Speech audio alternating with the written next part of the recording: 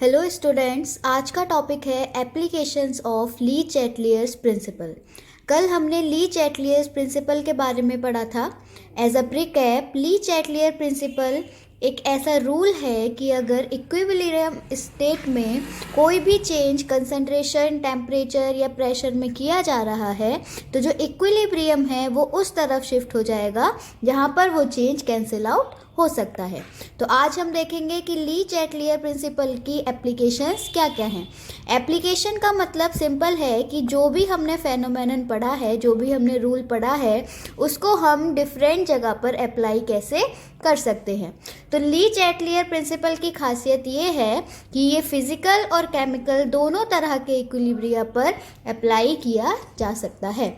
अब physical reaction और chemical reaction आपको पता होगा, अगर नहीं पता है तो मैं बता देती हूँ कि फिजिकल रिएक्शन ऐसी रिएक्शन होती हैं जिनमें जो चेंज है वो हम वापस ला सकते हैं, लेकिन केमिकल रिएक्शंस एक बार हो जाती हैं तो वापस नहीं लाई जा सकती। अब ये तो बात थी चेंज की, लेकिन हम यहाँ पर बात कर रहे हैं इक्विलिब्रिया की। तो फिजिकल इक्विलिब्रिया में अगर हम देखें कि ली चैटलियर प्रिंसिपल कैसे अप्लाई होगा, तो उसके लिए सबसे पहला एग्जाम्पल होता है आइस की मेल्टिंग ऑफ आइस। हमने इसकी रिएक्शन लिखी है like H2O, S means solid state में है, रिवर्सिबल का साइन, देन H2OL यानी कि H2O लिक्विड। तो जो आइस होता है वो होता तो पानी ही है, बस सॉलिड फॉर्म में होता है, इसलिए हमने यहाँ पर भी H2O लिखा है, यहाँ पर भी H2O लिखा है, और दोनों की स्टेट्स को डिफरेंट दिखाने के लिए उनके आगे उनकी स्टेट्स लिख दी है। अब मेल्टिंग ऑफ आइस में अगर हम ली चैटलियर प्रिंसिपल लगाएं तो सबसे पहले हमें पता होना चाहिए कि जो आइस है उसकी मेल्टिंग हीट की एब्जॉर्प्शन के साथ होती है, यानी कि ये एक एंडोथर्मिक रिएक्शन हुई, और साथ में जो वॉल्यूम होती है उसमें होता है डिक्रीज। अब हमने इसके नीचे इसकी रिएक्शन लिखी कि ice reversible to water minus heat, this is minus, यानी कि हीट माइनस हुई है। अच्छा, ये देखिए कि यहाँ पे अगर हीट माइनस हुई है तो यहाँ पे हीट प्लस हुई होगी, यानी कि आइस प्लस हीट हुआ होगा, इसलिए ये एक एंडोथर्मिक रिएक्शन है। अब आइस की वॉल्यूम ज़्यादा होती है, वाटर की वॉल्यूम कम होती है। तो अगर इस सिचुएशन में हम प्रेशर को इंक्रीज करते हैं तो जो इक्विलिब्रियम है वो फॉरवर्ड डायरेक्शन में शिफ्ट हो जाता है, यानी कि this direction, that is left to right. इसी तरीके से अगर हम टेम्परेचर को इंक्रीज करेंगे तो जो इक्विलिब्रियम है वो फॉरवर्ड डायरेक्शन में शिफ्ट होगा। ये हमने कल भी पढ़ा था कि अगर रिएक्शन एंडोथर्मिक हो तो किस तरीके से इक्विलिब्रियम शिफ्ट होता है, और अगर रिएक्शन एक्सोथर्मिक है तब किस तरीके से इक्विलिब्रियम शिफ्ट होता है। इसी तरीके से दूसरा एग्जाम्पल है वेपराइजेशन ऑफ वाटर, वाटर का भाप की तरह उड़ना।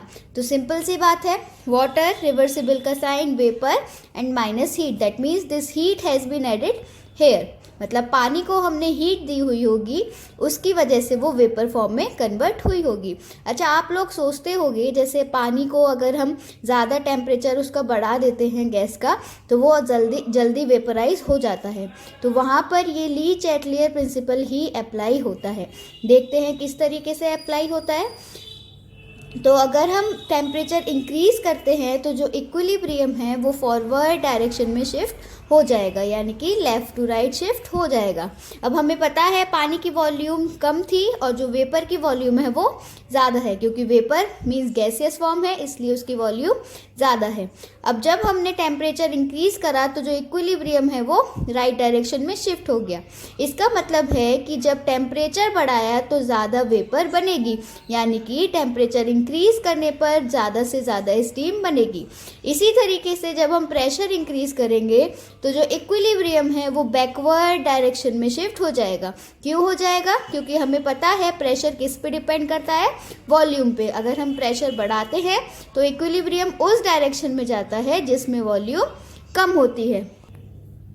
सो formation of steam is favoured by increase in temperature and decrease in pressure. इसके बाद फिजिकल इक्विलिब्रियम में जो हम थर्ड एग्जाम्पल ले सकते हैं वो सॉल्युबिलिटी ले सकते हैं सब्सटेंसेस की, सॉल्युबिलिटी ऑफ सब्सटेंसेस। तो इसमें दो कंडीशन हो सकती हैं। जब एक कंडीशन ये है कि जब जो सब्सटेंस है वो हीट को एब्जॉर्ब करने के साथ साथ डिसॉल्व हो रहा हो, यानी कि एंडोथर्मिक, और एक ऐसा सब्सटेंस जो हीट को निकालता है जब वो डिसॉल्व होता है, यानी कि when substance dissolve with evolution of heat. तो पहले कंडीशन में जब सब्सटेंस एब्जॉर्प्शन ऑफ हीट के साथ डिसॉल्व हो रहा है, फॉर एग्जांपल जो शुगर होती है, चीनी होती है, वो पानी में घुलती है और शुगर सॉल्यूशन बनाती है। तो अगर हम इस कंडीशन में टेम्परेचर बढ़ाते हैं तो जो इक्विलिब्रियम होता है वो राइट डायरेक्शन की तरफ शिफ्ट होता है। दैट मीन्स ज़्यादा शुगर सॉल्यूशन बनेगा, या ये कह सकते हैं कि टेम्परेचर को बढ़ाने पर शुगर का जो डिसोल्यूशन है वो इंक्रीज हुआ। आई have marked it here because it is important, like if we increase the temperature the dissolution of the sugar will also increase. The second condition is when substance dissolve with evolution of heat, that means the reaction is exothermic. हमें पता है कि reaction exothermic होती है तो heat निकलती है। अब फॉर एग्जांपल अगर कैल्शियम हाइड्रोक्साइड को हम उसका कैल्शियम हाइड्रोक्साइड का सॉल्यूशन बनाना चाहें तो ये बना कैल्शियम हाइड्रोक्साइड का सॉल्यूशन और साथ में निकली हीट। अब अगर इस कंडीशन में हम टेम्परेचर इंक्रीज करेंगे तो जो इक्विलिब्रियम शिफ्ट होगा वो किसकी तरफ होगा, बैकवर्ड डायरेक्शन में होगा।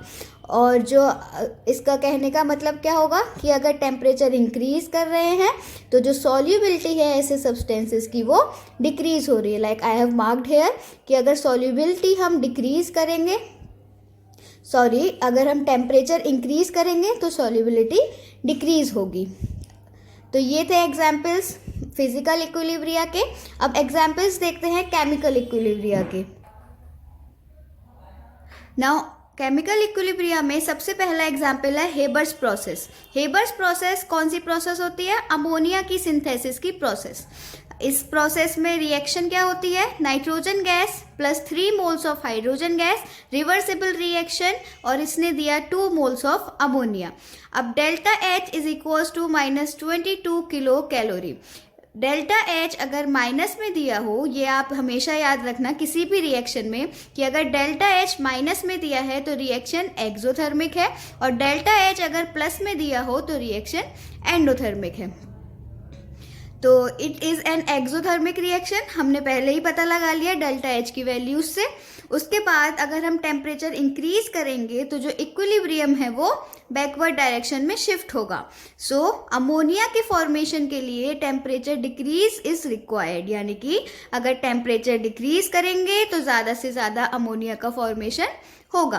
इसी तरीके से दूसरा जो फैक्टर होता है प्रेशर का, उसमें अगर हम प्रेशर डिक्रीज करते हैं तो जो इक्विलिब्रियम है वो बैकवर्ड डायरेक्शन में शिफ्ट होता है, और इसी का अपोजिट कर देंगे इंक्रीज के लिए, यानी कि अगर हम प्रेशर इंक्रीज करेंगे तो जो इक्विलिब्रिया है वो फॉरवर्ड डायरेक्शन में शिफ्ट होगा। और जो तीसरा फैक्टर होता है कंसंट्रेशन का, अगर उसके बेसिस पे देखें तो अगर कंसंट्रेशन को इंक्रीज करेंगे, लेकिन किसकी, N2 की और H2 की, यानी कि जो भी हमारे रिएक्टेंट्स हैं उनकी कंसंट्रेशन इंक्रीज करेंगे तो अमोनिया की फॉर्मेशन ज़्यादा होगी। सिंपल सी बात है, अगर हम N2 और H2 की रिएक्शन कंसंट्रेशन इंक्रीज करेंगे तो रिएक्शन इस डायरेक्शन में ही जाएगी, यानी कि फॉरवर्ड डायरेक्शन में जाएगी, और फॉरवर्ड डायरेक्शन में जाएगी तो अमोनिया ज़्यादा बनेगा।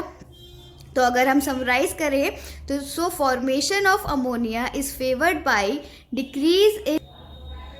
decrease in temperature, increase in pressure and increase in concentration of reactants. Now second example of chemical equilibria is contact process. आपको ये पता होना चाहिए ये जो named reactions होती हैं मतलब किस reaction में किस compound की formation हो रही है, स्पेशली inorganic वाले में। तो contact process में किसकी formation होती है, सल्फ्यूरिक एसिड। सल्फ्यूरिक एसिड का फॉर्मूला H2SO4। अच्छा, एक छोटा सा होमवर्क आपके लिए कि H2SO4 का आप स्ट्रक्चर बना के चेक करना कि सल्फर से कितने ऑक्सीजन सिंगल बॉन्ड से जुड़े हुए हैं और कितने ऑक्सीजन डबल बॉन्ड से जुड़े हैं। साथ में सल्फर की जो ऑक्सीडेशन स्टेट है वो फाइंड आउट करना। मुझे कमेंट्स में बताना जब ये दोनों काम कर लो तो। तो अगला एग्जाम्पल है contact process, that means formation of sulphuric acid. अब जब सल्फ्यूरिक एसिड की फॉर्मेशन होती है तो उसमें जो सबसे पहली रिएक्शन होती है वो होती है SO3 का फॉर्मेशन, यानी कि जो सल्फर डाइऑक्साइड है SO2 है वो ऑक्सीजन से रिएक्ट करके सल्फर ट्राई ऑक्साइड बनाती है। डाई और ट्राई आप आसानी से समझ सकते हो, 2 ऑक्सीजन जुड़ी हैं इसलिए डाइऑक्साइड, 3 ऑक्सीजन जुड़ी हैं इसलिए ट्राईऑक्साइड। उसके बाद H equals to -47 kilo calorie. हमें पता है डेल्टा H अगर माइनस दिया है तो रिएक्शन कैसी होगी, एक्सोथर्मिक, और यहाँ लिखा भी है, मार्कअप भी है कि जो रिएक्शन है वो कैसी है, एक्सोथर्मिक है। तो सिमिलरली जैसे हमने हेबर्स प्रोसेस में पढ़ा तो इस रिएक्शन में भी अगर SO3 के रेफरेंस में देखें तो formation of SO3 is favoured by increase in pressure, decrease in temperature and increase in concentration of reactants. Now the next and last example of chemical equilibria is Ostwald process. Ostwald process is the process of formation of nitric acid. Nitric acid is HNO3. अब आपको H2SO4 के साथ साथ HNO3 का structure बना के भी देखना है और HNO3 में नाइट्रोजन की ऑक्सीडेशन स्टेट क्या है ये भी बताना है कमेंट करके। नाउ इसमें देखते हैं कैसे हमने अप्लाई किया ली चैटलियर प्रिंसिपल को। तो नाइट्रिक एसिड की फॉर्मेशन में भी जो पहला स्टेप होता है उसमें बनता है NO यानी कि नाइट्रिक ऑक्साइड। ये रही इसकी reaction, N2 + O2 gives 2NO। तो सबसे पहले इस नाइट्रिक एसिड वाली रिएक्शन में बनता है नाइट्रोजन ऑक्साइड या फिर नाइट्रिक ऑक्साइड, ठीक है। अब इसमें डेल्टा H बराबर दिया है प्लस का 43.2 किलो कैलोरी। अगर प्लस का साइन दिया है तो ये रिएक्शन कौन सी होगी, एंडोथर्मिक रिएक्शन। वही चीज़ हमने यहाँ मार्कअप की है कि ओस्वाल्ड प्रोसेस में जो नाइट्रिक ऑक्साइड के बनने का स्टेप है वो एंडोथर्मिक होता है।